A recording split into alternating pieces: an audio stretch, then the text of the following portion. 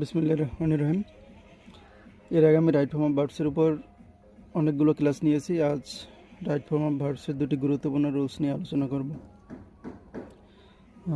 তো প্রথম যে রুলটা হচ্ছে, কোনো সেন্টেন্স উড দ্যাট দ্বারা শুরু হলে সাবজেক্টের পরে কুড প্লাস মেইন ভার্ব বসবে। তাহলে যদি আমরা একটা এক্সাম্পল দেখি, would that I go to Dhaka, এখানে উড দ্যাটের পরে সাবজেক্টের পরে গো মেইন ভার্ব বসছে। এখন এইটাকে যদি আমরা কারেক্ট করি তাহলে লিখতে হবে would that I could go to Dhaka, কারণ এই উড দ্যাট থাকার জন্য মেইন ভার্বের পূর্বে কুড চলে আসছে। ওকে, নেক্সট যে রুলটা, 2 নম্বর যে রুলটা আছে,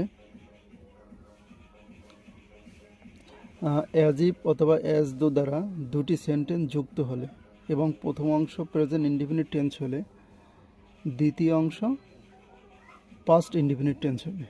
তাহলে এই হচ্ছে অ্যাজ ইফ অ্যাজ দো এর একটা গুরুত্বপূর্ণ রুল।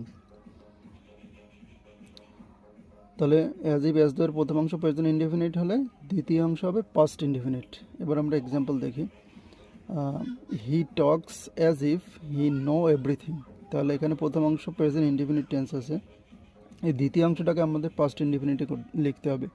তাহলে এখানে যদি কারেক্ট করি, হি টকস অ্যাজ ইফ, দ্বিতীয় অংশটা হবে পাস্ট ইনডিফিনিট। তাহলে এই নো এর পাস্ট ফর্ম হচ্ছে নিউ।